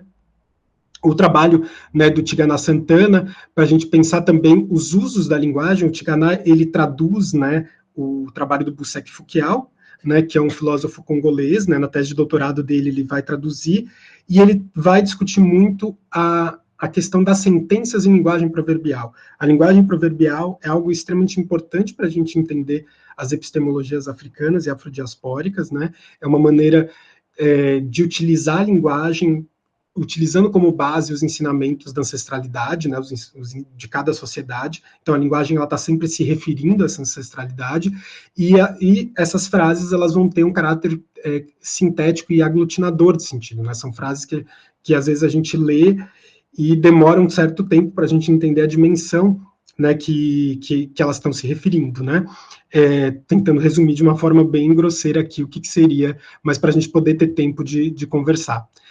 Os conceitos de oralitura e de tempo espiralar da Leda Maria Martins também vão ser fundamentais, né? A oralitura, então, enquanto essa escrita no corpo, né, desses saberes ancestrais da diáspora africana no Brasil. A Leda Maria Martins foi professora da UFMG durante muitos anos, né, se aposentou há pouco tempo, e ela tem 2 livros que são fundamentais para a gente entender também essas epistemologias afrodiaspóricas, não só do Brasil, ela também faz conexões com os Estados Unidos, e principalmente no âmbito da Congada de Minas Gerais, né, o Afrografias da Memória, né, o primeiro livro que acho que foi publicado dela, e o segundo que saiu há pouco tempo, que é o Performances do Tempo Espiralar, em que ela vai propor, né, para a gente compreender tanto essas culturas de uma forma geral, quanto as culturas afrodiaspóricas brasileiras, né, com um tempo não teleológico, mas um tempo que ele é espiralar, né, que ele representa esse retorno e a atualização constante dos saberes ancestrais, né? Então, acho que vale muito a pena. Enfim, tem muitos conceitos da Leda que vêm sendo cada vez mais utilizados, como o conceito de encruzilhada, né, que seria essa justaposição de diferentes sistemas de visões civilizatórias africanas no Brasil. Então, acho que é alguém que vale muito a pena a gente estudar. E uma coisa mais do âmbito musical, que acho que é um pensamento extremamente importante para a gente ver como que esses conhecimentos eles vão transitando pelas Américas, né? Então, a gente vai ver, por exemplo, coroação de Rei Congo nos Estados Unidos, no Caribe, no Brasil, na Venezuela, né? Então, são coisas que perpassam todo o espaço diaspórico, e o trabalho do Lettieri Slate é muito importante para a gente ver como que isso, dentro das claves rítmicas, a gente pode também entender como que as coisas elas estão espalhadas nesse espaço transatlântico, né? O Lettieri vai criar aquele método PB, né, que é super importante, né? Infelizmente, acho que só tem um livro que ele escreveu, mas tem muitas aulas na internet, né, que ele deixou antes de falecer, no ano passado, e que dá para a gente também entender um pouco mais desse método, que é super importante, inclusive, para a gente pensar uma educação musical que não comece pela escrita musical ocidental, né, que é a proposta que ele vai trazer nesse método. E para a gente fechar, né, estou correndo aqui, gente, eu acho que é importante também a gente sair também só do âmbito das musicalidades tradicionais e pensar, né, essas musicalidades contemporâneas, como hip hop, né, a improvisação livre, e aí acho que tem alguns conceitos que são chave, né, dentro do trabalho de alguns autores, que eu vou falar rapidamente aqui, mas que acho que felizmente já tem inclusive tradução para o português, né, pelo menos no contexto aqui do Sul. A gente não exige que os alunos leiam em outra língua, porque isso está fora da realidade da maior parte da população brasileira. Então, felizmente, né, com o esforço de muita gente, alguns livros vêm sendo traduzidos, né?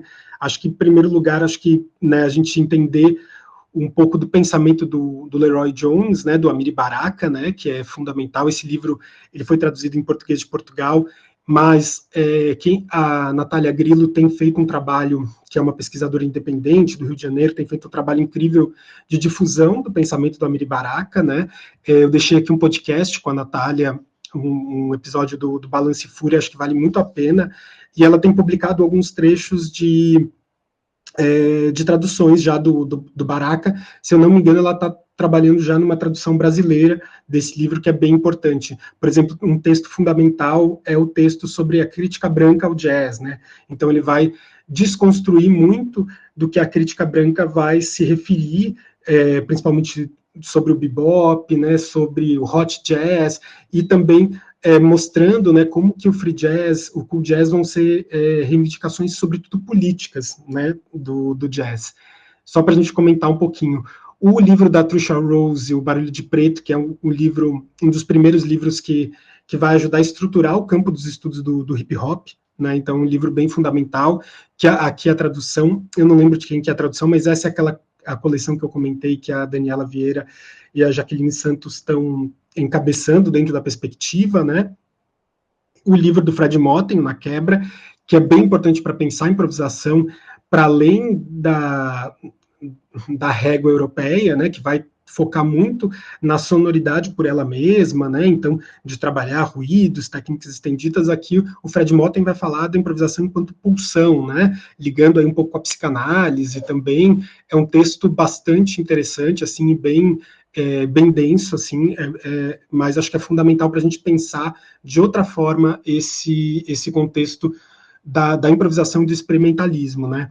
E um outro livro que eu acho que é fundamental, que aí eu já vou encerrando também a minha fala para ligar um pouco com a produção artística que a gente tem feito na UFPEL, é o trabalho da Saidia Hartman, né? Esse é o último livro traduzido dela, O Vidas Rebeldes, Belos Experimentos. É um livro maravilhoso, assim, no qual ela vai, a partir de pesquisas de arquivo, falar um pouco sobre a relação, né, sobre como que ali um grupo de jovens negras e pessoas queer vai operar uma revolução cultural dentro desse contexto do Harlem, de um lado, né, do Harlem Renaissance nos Estados Unidos, de outro lado, a formação dos chamados guetos. É um livro extremamente interessante e ali é um exemplo de operação, né, do conceito que ela vem desenvolvendo, que é o conceito de fabulação crítica, né, que é como sair das narrativas da violência quando a gente olha para os arquivos históricos, em sua grande maioria construídos pelo colonialismo, né?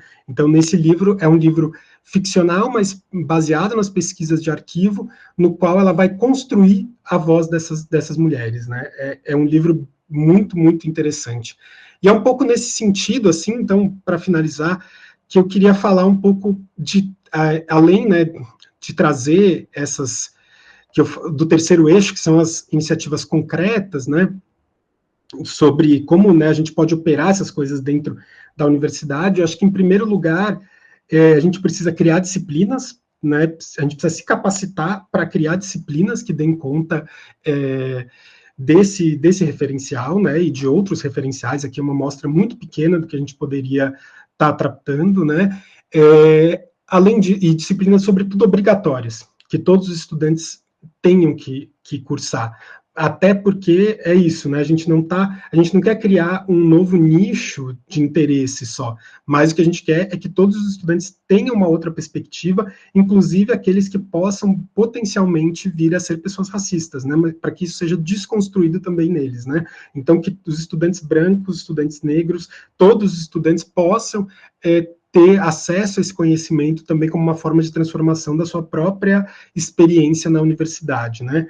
Um segundo ponto é reserva de vagas em concursos. A gente precisa estar pautando isso urgentemente em todas as áreas, né? Acho que a gente não vai conseguir mudar a realidade se a gente não tiver um corpo docente que espelhe a maior parte da sociedade brasileira, né? A gente continua, né, saiu uma pesquisa recente, tendo 80% de homens brancos, como eu, como muitos de nós, ocupando todos os cargos de docência nas universidades brasileiras. E isso é muito grave, né? E, por fim, pensar em como que a gente faz proposições práticas, né? Porque, além de tudo, o campo musical é anti-intelectual, né? Então, normalmente a gente quando a gente começa com os discursos teóricos, muita gente vai falar, mas a gente tem que fazer as pessoas tocarem, a gente tem que fazer as pessoas entrarem em orquestras, conseguirem fazer isso, aquilo. Então, pensar iniciativas práticas, que a gente possa trabalhar essas musicalidades, né, ali em sala de aula de uma forma prática. E um pouco dessa experiência que eu, junto com um grupo de alunos, a gente articulou, né, que foi a criação de um grupo de improvisação que trouxesse esse referencial, muito também embasado pelos textos do George Lewis também, né, e tentando com que né, a gente tem estudantes do Brasil inteiro na UFPEL, cada um deles pudesse trazer as suas musicalidades como motores para a improvisação. e isso gerou um projeto que a gente fez no ano passado, que foi o Gil Convida Paulo Romeu Deodoro, né? O Paulo Romeu Deodoro, ele é um dos gestores do AfroSul do Modê, esse espaço que eu comentei, que é um espaço que colabora com essa pesquisa, um espaço que existe há 50 anos aqui na cidade, dedicado à formação de músicos e bailarinos, né, a partir de um ensino centrado também nas culturas afrodiaspóricas. Então, a gente convidou o Paulo para fazer uma criação coletiva com a gente e com a orquestra da Universidade Federal de Santa Maria, né? Então, foi um trabalho bem interessante, assim, e também muito pensando nesse lugar que a gente precisa, né, acessar não só esses conhecimentos na universidade, mas fora da universidade e com pessoas que vivem essa realidade, que estão transformando essa realidade brasileira há muito tempo. E aí a gente gerou esse trabalho que tem aqui um vídeo que depois vocês podem ver, a gente editou esse vídeo, e que foi um trabalho realmente bem interessante, assim, em termos pedagógicos, né, de proporcionar essa vivência com uma pessoa que tem uma caminhada como o Paulo, né, o Paulo vem, né, de famílias que são desses clubes negros centenários aqui de Porto Alegre, o pai dele foi um dos músicos do Lupicínio Rodrigues, então ele tem essa vivência muito forte da música negra aqui do Sul, e como que isso pode ser uma experiência transformadora para todo mundo que está envolvido, né, não só para um dos lados, né. Então, queria terminar só falando um pouco desse trabalho. E aqui está o nome do pessoal que hoje faz parte do grupo de improvisação, né, o Danilo Salvadi, a Helena Pelissari, o Gabriel Soares, a Levina San, a Leo Calunga, o Ricardo Silva e a Sá Preto, que são os estudantes que hoje estão tocando aí esse projeto. E acho que era basicamente isso, gente. Acho que é importante, assim, não queria, né, ficar falando só sobre a minha pesquisa, mas tentar dar um panorama geral de conceitos para a gente poder aí puxar coisas para dialogar, e, sobretudo, sempre frisar que, como vocês viram, tem muita gente, né, participando desses projetos e que tem sido um processo também de transformação coletiva, né, que não um processo só técnico ou artístico, mas de tentar mudar um pouco esse espaço da universidade, tentar fazer com que esse espaço seja um espaço mais plural e que a gente não fique sempre endossando uma maneira de ensinar que é tão violenta para grande parte dos nossos alunos. Então, acho que era basicamente isso, gente.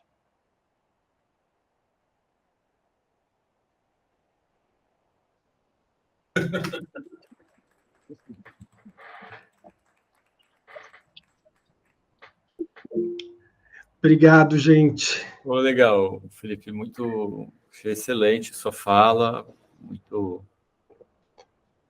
instigante, provocadora, inclusive. Enfim, e abrir a sessão de perguntas, o Rômulo já levantou a mão aí. Diga lá, Rômulo. Aí. Ô, Felipe, você não quer... Rômulo, só pedir para o Felipe talvez deixar de compartilhar, que daí a gente vê isso maior. Beleza. Eu acho que eu tenho que fechar a janela aqui, peraí. Boa tarde, gente. Tudo bem? Não estou presencialmente aí, porque eu estou em Salvador. E... Invejinha. As missões aqui. E sim, vou mandar um abraço para Edvrais, sim. E, pô, Felipe, obrigado pela sua fala. Acho que são questões muito emergenciais, né, que você está trazendo aí no seu trabalho. Muito nutritivo, assim, tá acompanhando isso, colaborando, trocando e tal, sempre. É uma coisa meio óbvia, né, que a música é uma força colonizadora, né, e que o racismo epistêmico, ele é uma realidade, assim, né.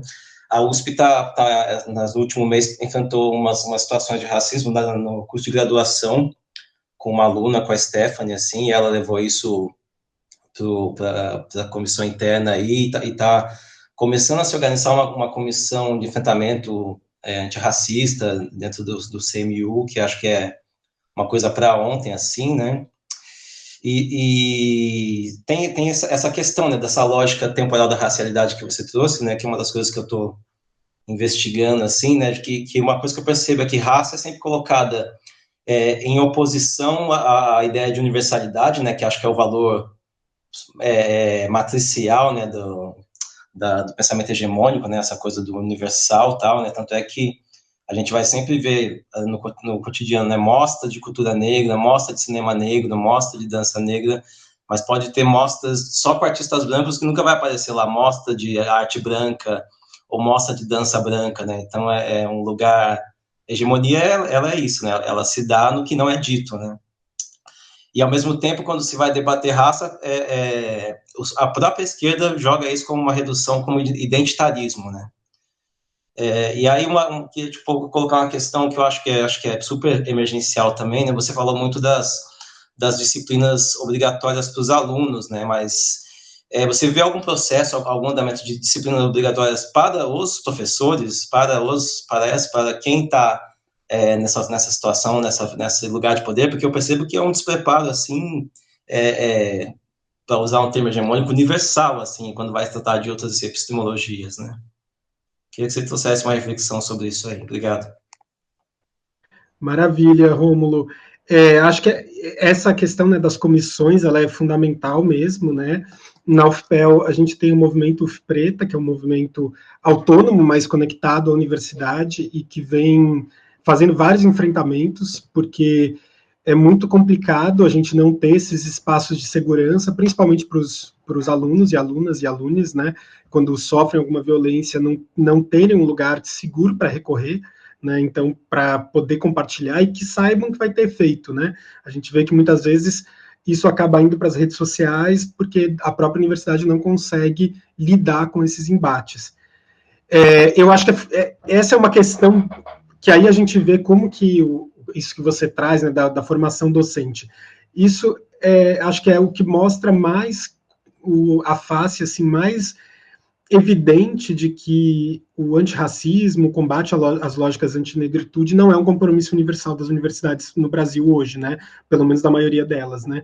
Desde que eu estou na UFPEL nesses 5 anos, eu não vi nenhuma formação oferecida para os docentes que abordasse tanto o estudo das relações raciais, quanto algum tipo de produção cultural, de lógica epistemológica, seja afrodiaspórica, seja dos povos originários. Eu não vi isso enquanto um compromisso, por exemplo, da gestão da universidade, fomentar esse tipo de formação. Então, isso já denota muito como é um problema que ele está muito enraizado. E, além disso, né, eu acho que tem uma colega, a Daniele, que trabalha nesse projeto, né, de Coimbra, que ela fez o doutorado dela sobre os discursos anticotas, né, em São Paulo. E aí ela estudou vários desses discursos, e uma vez a gente estava conversando, né, e ela trouxe muito isso, falou assim, essa é uma das grandes questões da autonomia universitária. Né, a autonomia universitária ela é muito boa, a gente sabe que, né, por exemplo, agora, junto com o governo Bolsonaro, se as universidades não tivessem autonomia, muita coisa teria se perdido. Mas, por outro lado, ela acaba criando uma lógica muito de interesse pessoal dos professores, então, os professores, eles acabam não olhando para o seu contexto e falando, não, eu preciso de uma formação nesse tema, porque esse tema é um tema que está ali, né, eu nem gosto de chamar de tema esses debates, porque eu acho que é muito mais que um tema, é um compromisso político, ético, mas eles não vão acabar estudando coisas que são urgentes naquele contexto, para simplesmente fazer aquela pesquisa que te traz reconhecimento profissional, satisfação pessoal, e acaba que muitas vezes essas pesquisas elas não têm nenhuma relação com o contexto no que elas estão acontecendo, né? Então eu acho que seria muito importante que a gente começasse a retomar também um discurso sobre função social desse conhecimento que está sendo produzido na universidade, né? No que esse conhecimento, né, ele agrega valor, seja para o contexto interno ou externo da universidade, né? Porque não pode ser o simples interesse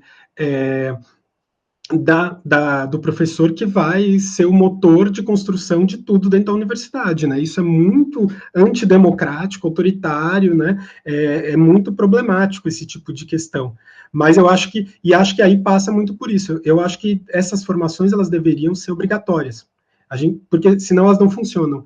né? Cada vez mais eu acho que tem que ser de cima para baixo e falar, não, o professor que não tiver tantas horas de formação, por exemplo, em ensino das relações étnico-raciais, em cursos sobre capacitismo, que é outro assunto que é bastante complexo de se discutir dentro da música, ele não progride na carreira, e assim talvez a gente consiga fazer as pessoas terem uma formação.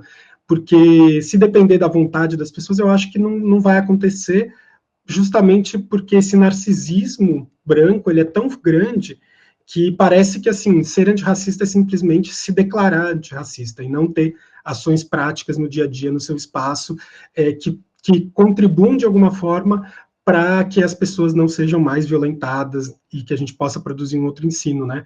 Mas eu acho que esse é um buraco que precisa ser enfrentado urgentemente, né? Essa obrigatoriedade de uma formação, né? Já que a gente tem essa ideia de uma formação continuada, os professores têm direito de ter licença, tem universidades que pagam, às vezes, as capacitações, né? Então, eu acho que isso tem que ser obrigatório, não dá mais para ser uma coisa que depende da boa vontade, porque a gente já viu que essa boa vontade não existe, né? Valeu, Rômulo. Legal. Mais alguém? Eu queria fazer uma pergunta. Idiota. Oi, Felipe. Salve, Pedro. Eu queria perguntar para você como é que você vê, assim, porque lendo a Leda Martins, eu vi que o lance dela colocar as performances da oralitura, né, colocar a coisa da palavra enunciada, né, como uma, vamos dizer, um meio de produzir saberes, de produzir conhecimento, né, e de transmissão oral. Como é que fica para você essa coisa de que a universidade, principalmente, valoriza o pensamento eurocêntrico, ele valoriza a cultura escrita? Como é que você coloca uma cultura de tradição oral, uma produção epistêmica oral dentro do meio acadêmico, assim? Legal, legal. Eu acho que, assim, tem várias questões, assim, que a gente tem que pensar quando a gente fala, né, das questões de oralidade, né? Oralidade não se opõe à escrita, né? Isso é uma primeira questão, assim, que a própria Leda já traz, assim. Não existem sociedades ágrafas, né? Isso é uma invenção também do eurocentrismo, né? Então, dentro do continente africano, a gente tem dezenas, centenas, talvez milhares de formas de escrita, né? A gente tem a presença do árabe, que principalmente na África islamizada, mas o árabe não só escrevendo em árabe, mas o árabe escrevendo as próprias línguas africanas, né? Então a gente tem um campo de estudos, né, que vai estudar o chamado Ajami, que é essa forma de escrever em árabe línguas africanas, o Wolof, o Hausa, né, várias línguas que são escritas em árabe. A gente tem as escritas gráficas, né, de diferentes tipos. A gente tem, por exemplo, em Angola, vários tipos de escrita gráfica. A gente vai ter no oeste da África vários tipos de escrita gráfica. A gente tem escritas no corpo, né, as escarificações.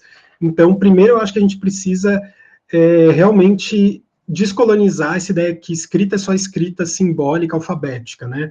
Existem muitas formas de escrita que têm, inclusive, lógicas temporais. O Sona, né, que são os desenhos, as escritas gráficas dos Chokwe de Angola, é uma escrita que ela performa, né, histórias ali da cosmopercepções dos Chokwe, né? Então, você tem uma temporalidade para fazer essa escrita. Então, primeiro você começa pelos pontos, depois você faz os traços entre os pontos, ao mesmo tempo que você conta essa história, né? E eu acho que aí o que a gente tem que entender é que as culturas orais, na verdade, o conhecimento performado, né, produzido no e pelo corpo, ele tem um fator de maior peso, de maior proeminência do que as escritas, porque muitas vezes a gente está falando de culturas dentro desse campo da oralidade que também tem uma escrita. Então, primeiro, acho que pensar um pouco isso. E, em segundo lugar, eu acho que a gente tem que realmente começar a ter iniciativas que essas pessoas, né, que mestres e mestras de saberes populares possam dar aula na universidade.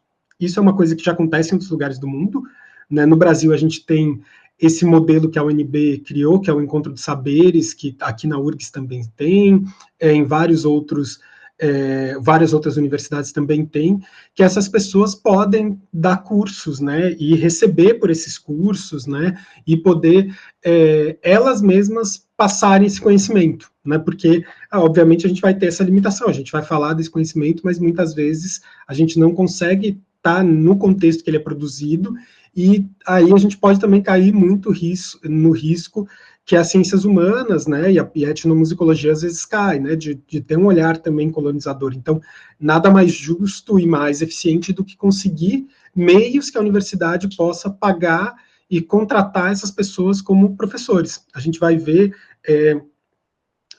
por exemplo, esse professor que a gente fez um trabalho que é do Zimbábue, ele é professor de Imbira dentro da Universidade de Bafispa, né, então tem as aulas lá de música de concerto tradicional e tal, mas os estudantes podem ter aula de Imbira, aula de gamelão, né, um professor balinês ali também. Então, acho que a gente precisa repensar essa própria estrutura burocrática, para que a gente possa, de fato, também fomentar a existência de outros perfis também de docentes dentro dos cursos, né?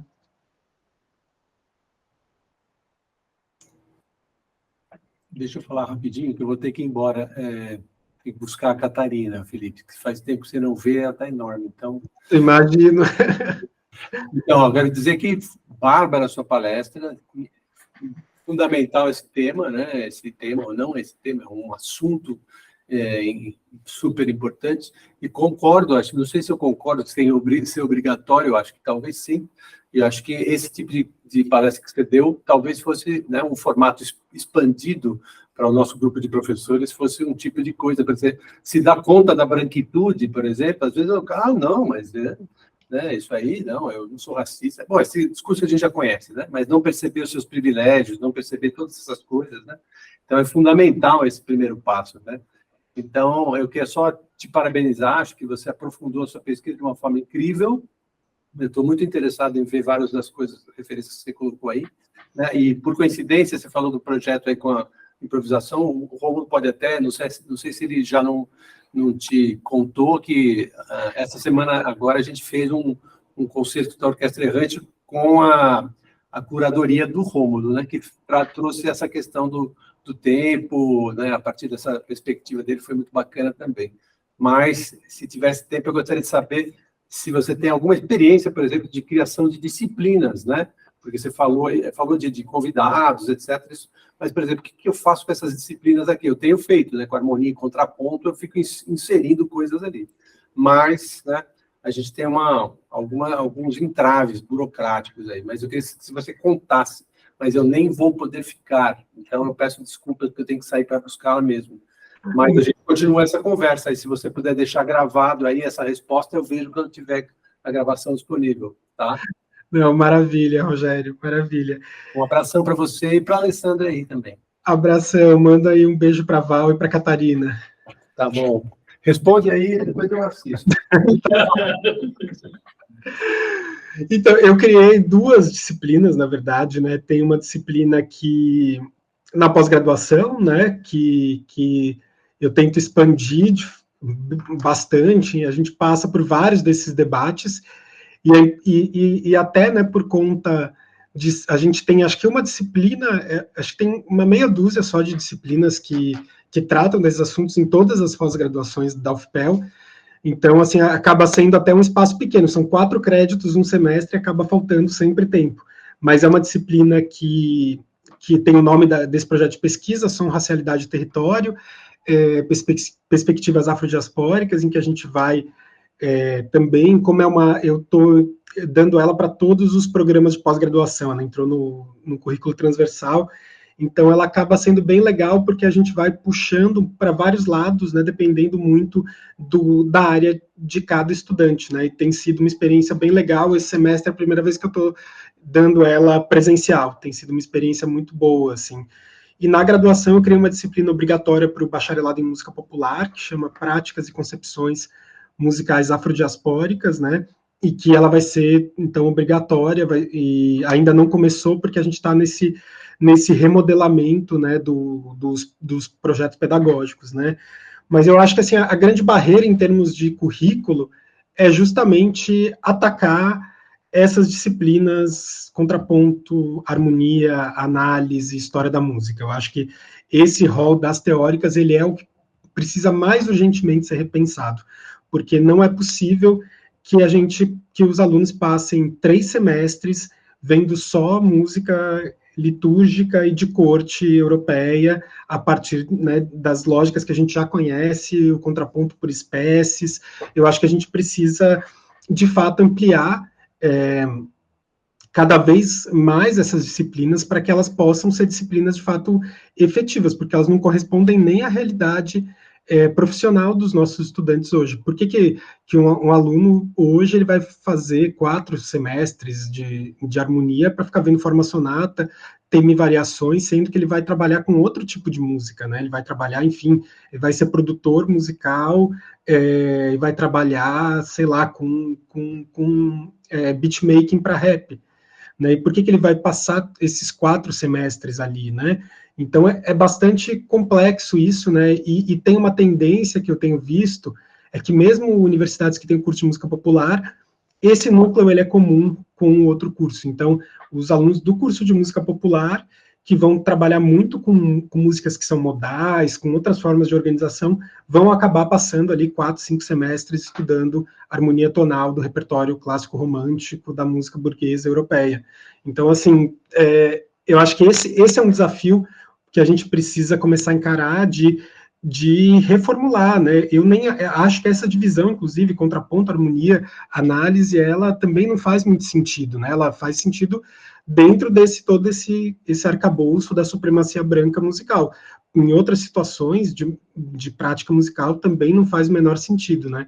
Então, como que a gente, além de criar disciplinas específicas para esse aprofundamento, a gente tem que ter um olhar transversal também de que todas as disciplinas elas deveriam passar por um debate tanto das musicalidades dos povos originários, quanto as musicalidades afrodiaspóricas. A música popular precisa estar incluída também, porque é a realidade da maior parte dos nossos estudantes, né? Então, como que a gente consegue ter um curso que ele não tem uma formação tão unívoca quanto os cursos de música, né? Eu acho que esse desafio também da transversalidade, ele também é extremamente importante, né? E aí pensar também as lógicas de representatividade, né? Como que a gente vai ter também ali dentro da bibliografia, dentro dos exemplos musicais, também ter mulheres, ter pessoas transgêneras, ter pessoas negras, pessoas indígenas. São vários desafios que eu acho que eles têm que acontecer de forma conjugada ali, de forma simultânea.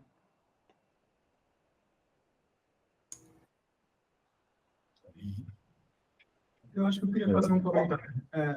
Oi, Felipe, aqui é o Gustavo, tudo bom? Tudo bom, Gustavo? Eu queria compartilhar uma coisa com você, que acho que talvez você conheça mais que eu, mas uma coisa que eu me deparei agora na minha pesquisa, fazendo doutorado aqui com o Fernando, sobre gravação de campo no Brasil, e sobre especificamente gravação de campo na música instrumental, né, nessa área que a gente trabalha aqui. Então, os trabalhos atuais de pessoas, por exemplo, como Marcos Karasati, que pelo que a gente está trabalhando aí com você, também está envolvido nesse seu projeto, né? É um grande expoente da gravação de campo hoje. E, voltando para trás, eu busquei recuperar um pouco da história da gravação de campo no Brasil, e um dos primeiros trabalhos que eu encontrei é o trabalho do Edgar Roquete Pinto, de 1912, que gravou músicas dos Parecis e Nambiquaras aqui.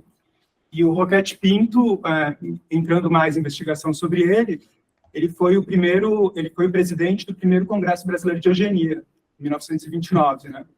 E aí eu fiquei buscando essas relações aí do pensamento dele, do pensamento da gravação de campo, com esse pensamento da época de racismo científico, né? Buscando essas conexões, comecei a ler mais outros textos dele, tem alguns textos sobre eugenia também, né? E, enfim, uma das coisas que eu fiquei pensando quando ele vai falar sobre os indígenas Parecis e Nambiquaras, no relato de expedição dele, ele vê eles muito com isso que você comentou aí também, que é uma ideia de de que os indígenas estão na infância da humanidade, essa relação temporal, né? A relação entre raças e evolução temporal do ser humano, né? Então, ele fala que os Nambiquaras eram como grandes crianças que tinham que ser cuidadas pelo Estado, tinham que ser preservadas, justamente porque não dava para esperar mais do que isso deles, né? Assim, essa era a visão dele na época. E aí fiquei pensando que a gravação de campo talvez entre aí com esse objetivo de justamente preservar esse início da civilização. Então, eles veem isso como uma relíquia histórica, uma relíquia de um momento no passado, né? E que você vai usar ali o fonógrafo Edison, que é autorizado no momento, em 1912, né? Para preservar esse pedaço do passado da humanidade, né? E ter isso como referência. Depois, quando Mário de Andrade vai fazer as gravações, já na década de 30, né? Ele vai fazer muita gravação de campo para servir para o Camargo Guarnieri, para o Villa-Lobos, comporem a partir desses pedaços de história do passado da humanidade que estariam ali embalsamados nessas gravações, né? Então, não sei se você conhece um pouco essa história, quer comentar alguma coisa, mas só queria compartilhar com você. E obrigado pela apresentação, que foi incrível, muito esclarecedora. Abraço, Felipe. Obrigado, Gustavo.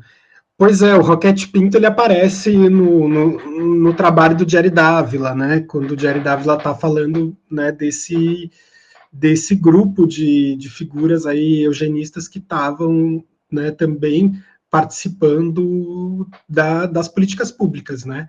Tanto as políticas como Villa-Lobos, voltadas à cultura, quanto políticas sanitárias e tudo mais, né? Então, ele está bem nesse contexto, né? E aí eu acho que essa é uma reflexão bem importante para a gente ter quando a gente olha também para esses bancos de sons, né, e tudo isso que muitas vezes até hoje estão disponíveis digitais, outros nem tanto, né, outros estão fechados aí, instituições que você tem que pagar e tudo mais, né, tentar entender um pouco quem que estava, qual que era o olhar dessa pessoa, né, dentro desse tipo de experiência, e o quanto também que isso não pode estar condicionando a própria maneira dele manipular ali esse aparato tecnológico, né? Então, acho que também não dá, como acho que isso é uma coisa que na sonologia, né, no estudo de som já é debatido há muito tempo, né, que esses meios não são neutros, né, e estão muito longe disso, né, de serem neutros, né,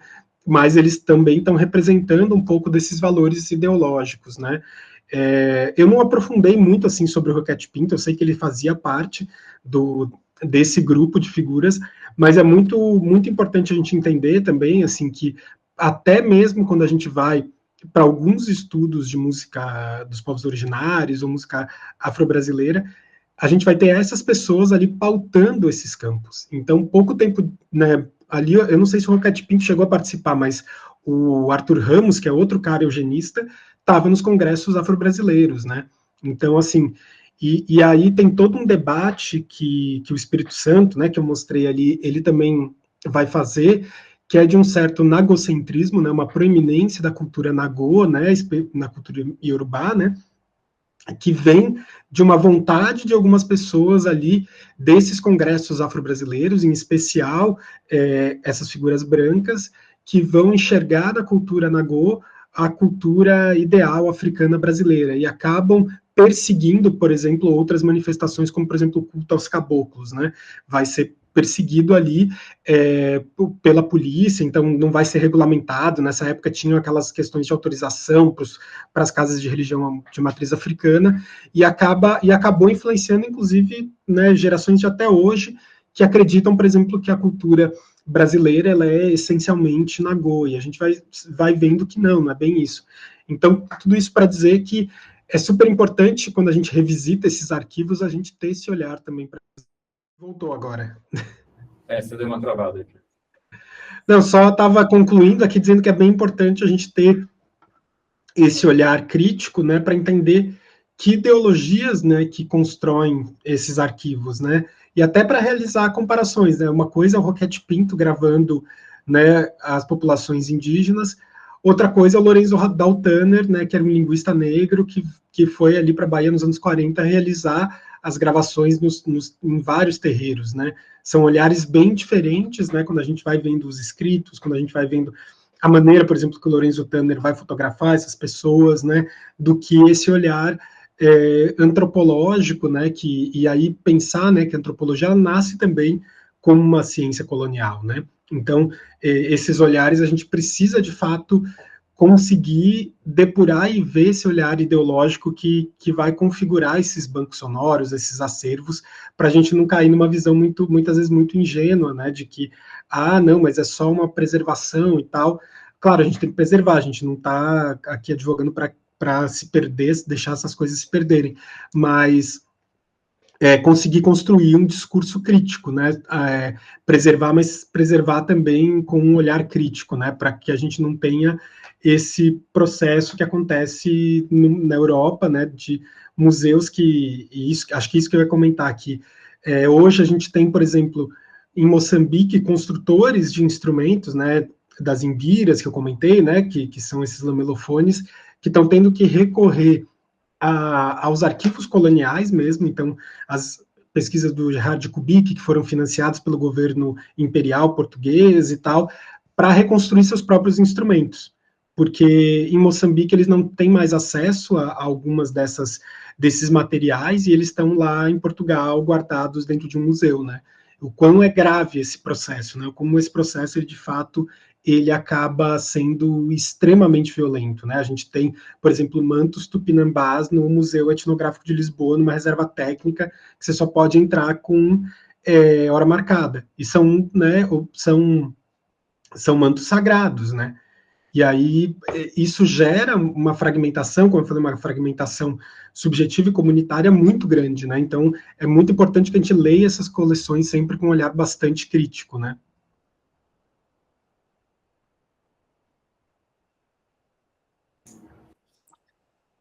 Legal, Felipe, está chegando aí no limite do horário, se alguém queira fazer um comentário mais breve, né? Queria super agradecer, eu mesmo tinha coisas, acho que não para falar, mas talvez para perguntar. Acho que vai ter outras oportunidades. Eu acho que muito como é que a gente vai se livrando, né, dessas construções que às vezes a gente mesmo está combatendo, né? Por exemplo, acho que a gente, no afã de falar de uma cultura afro, a gente hoje tem muita dificuldade de pensar uma música brasileira, né? Como você começou falando aí das cursos de história da música, né? Como é que a gente pensa um curso de história da música brasileira, né? O que seria isso, né? Uma música indígena, uma música afro, uma música popular, uma música... Como é que a gente insere essa cultura europeia que veio para cá e que produziu a nossa música, né? A gente não pode simplesmente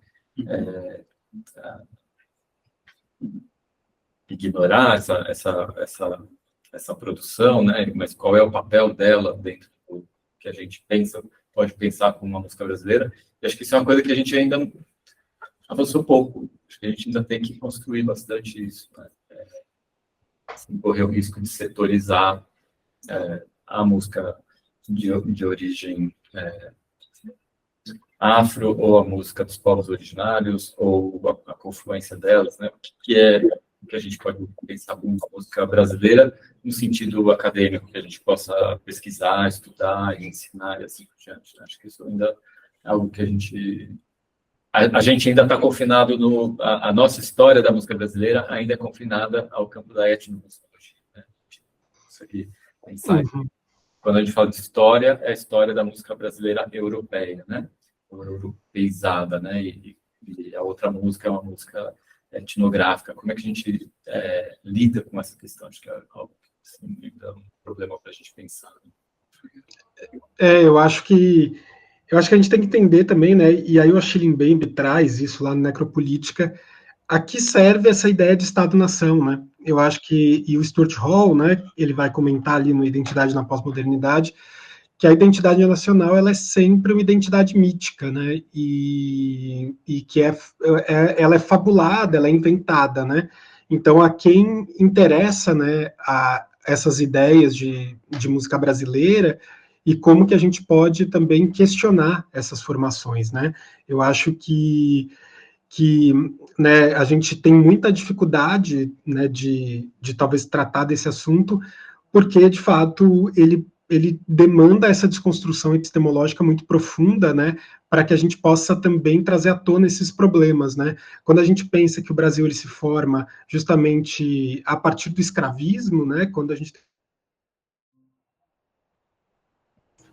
Acho que agora voltou, tá vendo umas osciladas aqui, mas só para concluir, assim, eu acho que é uma construção ideológica também, né, essa do que é música brasileira, do que a gente pode, como que a gente vai chamar, como que a gente vai dividir, e eu acho que parece que tem um certo medo dessa desconstrução total, né? Então, assim, e se a gente for, for levantando essas camadas, a gente nunca vai conseguir chegar num lugar. Eu acho que a gente tem que arriscar mais, né? Eu acho que a gente arriscando mais e conseguindo entender todas essas camadas, né, que tem, a gente está falando de uma formação de uma identidade nacional que é perpassada por uma série de preconceitos, né, e aí talvez a gente dê mais conta, né, e talvez falar menos da música que acontece entre os muros aí das instituições e falar um pouco mais da música que acontece na rua, né, e a música que está ali sendo escutada pela maior parte da população, a música que está na indústria cultural, né, parece que a universidade tem um certo medo, assim, né, tem que ser a música do palácio, a música da igreja, ou alguma música que está dentro de alguma instituição, né, a música que acontece na rua, no espaço público, ou que acontece em lugares não institucionais, ela nunca consegue ser abordada dentro da universidade, né, e isso é bastante problemático, né, acho que isso acaba fazendo a gente ter uma visão de música brasileira muito pequena e muito circunscrita, né. Gente, Felipe, mais uma vez, super obrigado. Queria agradecer, pessoal. Muita gente escreveu aqui no caminho, estão em outros lugares pedindo para ver a gravação aí. Vou disponibilizar depois lá na página. Se você puder também fazer um apanhado assim, de algumas dessas referências que você queira compartilhar, a gente põe lá na página onde está anunciada a sua fala. Obrigado aí, pessoal. E espero que a gente possa conversar para fazer conexões aí. Eu que agradeço, gente. Aí é sempre bom poder voltar aqui, mesmo que de forma virtual. Espero que a próxima possa ser presencial também. É uma alegria também ver, né, o espaço do No Som continuando aí. A gente sabe que também manter esses espaços vivos e atuantes é um baita de um esforço, né? Ainda mais, né, depois desses 4 anos, e São Paulo ainda não conseguiu vencer o terror a nível local, né? Assim, mas a gente sabe que isso demanda muito esforço de todo mundo envolvido, então é muito bom a gente poder estar aqui, poder estar conversando e trocando essas experiências, assim, foi bem bacana a gente poder trocar essas ideias, e estou aí à disposição para a gente continuar conversando, pensar em possibilidades aí de conexões, de parcerias, de eventos, de o que quer que seja. Legal, meu caro. Um grande abraço aí. A gente... Tchau, tchau, gente. Boa semana. Obrigado.